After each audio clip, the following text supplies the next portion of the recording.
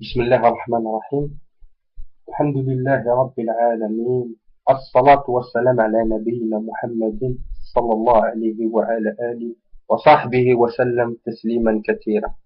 أما بعد, السلام عليكم ورحمة الله تعالى وبركاته.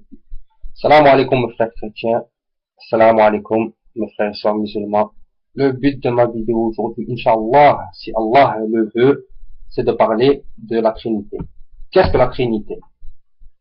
Le terme Trinité sert à désigner la doctrine chrétienne selon laquelle Dieu existe en tant qu'une unité de trois personnes distinctes, le Père, le Fils et le Saint-Esprit. Chacune de ces personnes est distincte des autres et pourtant chacune a la même essence que l'autre.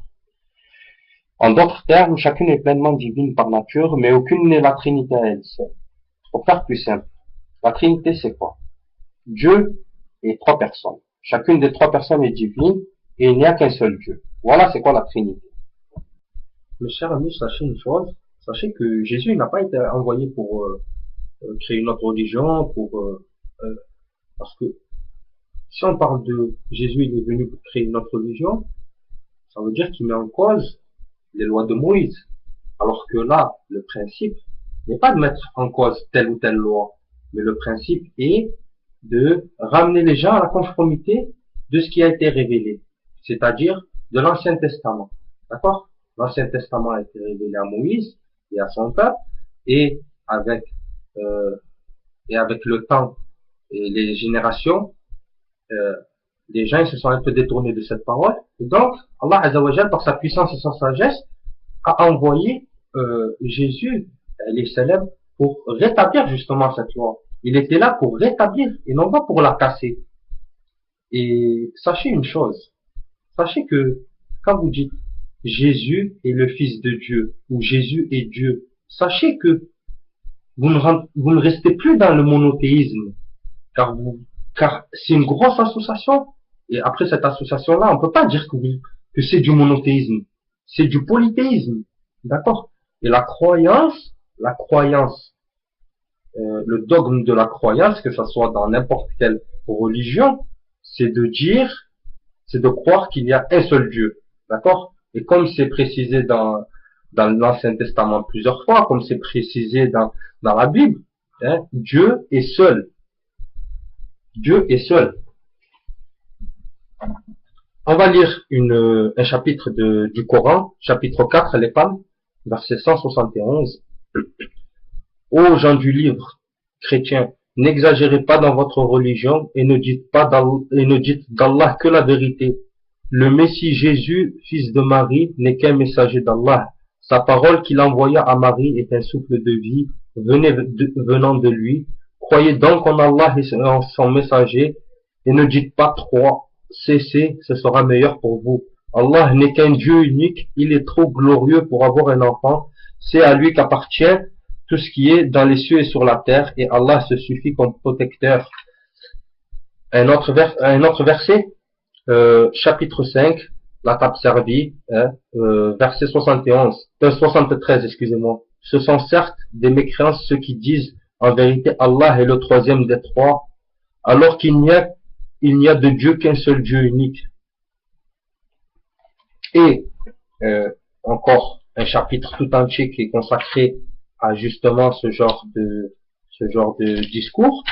Le chapitre 112, le monothéisme pur, dit, Bismillah ar-Rahman ar-Rahim, dit, il est Allah unique, Allah le seul à être imploré pour ce que nous désirons, il n'a jamais engendré, n'a pas été engendré non plus, et nul n'est égal à lui. D'accord? Et maintenant, le verset le plus sensationnel et le plus fantastique du Coran, le plus majestueux du Coran, hein, il reste quand même le verset 255, le verset du trône du chapitre 2 de la vache. Allah, point de divinité à part lui, le vivant, celui qui subsiste par lui-même, Al-Qayyum, ni somnolence ni sommeil ne le saisissent. À lui appartient tout ce qui est dans les cieux et sur la terre. Qui peut intercéder auprès de lui sans sa permission? Il connaît leur passé et leur futur, et de sa science il n'embrasse que ce qu'il veut. Son trône, El-Kursi, déborde des cieux et de la terre, dont la garde ne lui coûte aucune peine, et il est le très haut, le très grand. Donc, ça c'est en réponse à, à certaines paroles. Et on peut même, si vous voulez, lire un passage qui est dans le verset 18, dans le chapitre 18, excusez-moi, la caverne, d'accord, et qui est adressé ben, aux chrétiens, d'accord, versets 4 et 5. Et pour avertir ceux qui disent Allah s'est attribué un enfant, ni eux, ni leurs ancêtres n'en savent rien. Quelle monstrueuse parole que celles qui sortent de leur bouche, ceux qui disent n'est que mensonge. Donc là, c'est explicite, là. Là, c'est une réponse. On peut pas dire que c'est une coïncidence. C'est une réponse à certains propos blasphématoires. C'est vraiment, c'est pas dans l'ordre du monothéisme, ça. Voilà. Ainsi, Jésus, il était autant musulman que je le suis. Alhamdulillah, du coup, le fait.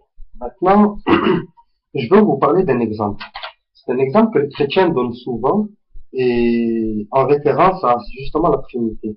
Cet exemple, en fait, c'est un exemple d'un point de vue scientifique de l'eau. D'accord? On sait que l'eau, elle existe sous trois formes. D'accord? Sur la forme solide, liquide ou gazeuse. C'est-à-dire ou sous forme de glace, ou en eau, ou en vapeur. Et ainsi, de la même manière, on expliquerait que Dieu existerait selon Père, Fils et Saint-Esprit. Maintenant, calculons les explications scientifiques, si c'est correct. Donc, concernant le concept de la Trinité analogue aux trois états de l'eau, comme glace, eau et vapeur, est-ce que on peut dire qu'il en est de même pour Dieu qui pourrait exister sous la forme de Père, de Fils et de Saint-Esprit? Bon, c'est une question, pour faire plus simple, on va procéder en deux étapes. On va vérifier la thèse au niveau de l'eau et on va vérifier la thèse au niveau de ses divinités. D'accord? Inch'Allah. Bon, scientifiquement, on est d'accord pour dire que l'eau peut exister sous trois formes. Ou en état solide, ou liquide, ou gazeuse. D'accord? Toujours d'un point de vue scientifique, les constituants de l'eau sont les mêmes. H2O, appelé H2O. Deux atomes d'hydrogène et un atome d'oxygène. Les constituants sont les mêmes, c'est la forme qui change. Jusqu'à là, pas de problème. La théorie de l'eau, sous trois formes, elle se tient. Aucune réfutation. Maintenant, étudiants, faisons l'analyse au point de vue trinitaire du Père, du Fils et du Saint-Esprit. Bon, la forme, elle a changé. Maintenant, est-ce que le Saint-Esprit est pareil que l'humain, que le Fils? Est-ce que le Fils est pareil que le Père? On parle dans sa composition organique. D'accord? Dans sa matière. On ne parle pas des caractéristiques et des pouvoirs. On parle juste dans la composition organique. D'accord? Le Saint-Esprit, c'est un esprit. Et l'humain, le Fils, il est fait de chair et d'os. Et Dieu, puissant soit-il, exalté soit-il, ne peut pas être assimilé à quelque chose, car c'est dans le domaine de l'inconnaissable. Donc on ne peut pas faire référence en disant que Dieu a donné a sacrifié une partie de soi, comme il est dit dans la Bible que Dieu a sacrifié une partie de soi. On ne peut pas dire cela. Mais on va plutôt comprendre que Jésus, a dit dans Luc chapitre 24, versets 36 à 39, tandis qu'il parlait de la sorte, lui-même se présenta au milieu d'eux et leur dit, la paix soit sur vous, avec vous, saisis de frayeur et d'épouvante. Ils croyaient voir un esprit, mais il leur dit, pourquoi êtes-vous troublés et pourquoi pareille pensée s'élève-t-elle dans vos cœurs? Voyez mes mains et mes pieds, c'est bien moi, touchez-moi et voyez, un esprit n'a ni chair ni os. Jésus lui-même, salam, disait dans ces versets que un esprit n'a ni chair ni os. Donc, déjà, si on faisait la comparaison entre le Saint-Esprit et le Fils, on voit que la composition organique, elle n'est pas la même. D'accord? Et bien plus que le fils a besoin de manger, de dormir, il éprouve de la fatigue, il éprouve des émotions, donc il a des natures qui sont à l'encontre de caractéristiques divines. D'accord? Maintenant, que peut-on dire d'autre sur la Trinité? On sait que dans un des chapitres de Jean, chapitre 5, verset 30, il est dit, je ne puis rien faire de moi-même, selon ce que j'entends, je juge et mon jugement est juste, parce que je ne cherche pas ma volonté, mais la volonté de celui qui m'a envoyé. Voilà le verset. Et si on comprend, quiconque dit qu'il ne cherche pas sa volonté, mais celle de Dieu, est considéré musulman, musulman. Musulman signifie personne soumise à la volonté de Dieu. Jésus était autant musulman que moi, ainsi que moi je suis autant chrétien que lui dans sa parole à lui et non dans la Bible. C'est l'un des 5 grands messagers de Dieu en islam. Nous croyons que sa naissance est miraculeuse sans intervention masculine. Nous croyons qu'il a ressuscité les morts avec la permission de Dieu. Nous croyons qu'il a guéri l'aveugle et le lépreux avec la permission de Dieu. Et c'est un grand prophète, et nous le respectons, et nous avons beaucoup d'amour pour lui. Il fait partie des 5 grands prophètes reconnus par l'islam. Voilà, paix sur lui. Maintenant, je vais vous laisser, mes frères et sœurs. Merci d'avoir regardé la vidéo. Merci pour ceux qui voudront répondre à cette vidéo, Inch'Allah.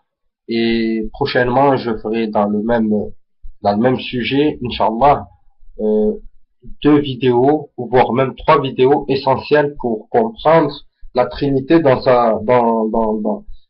en général, parce que on a parlé de la Trinité en elle-même, des caractéristiques, mais on n'a pas parlé des fondateurs de la Trinité. Il est très très important de savoir, de s'intéresser à ces personnes qui ont fondé justement ce principe de la Trinité, ce dogme-là. Mais en tout cas, je vous souhaite à tous la paix et merci de m'avoir suivi.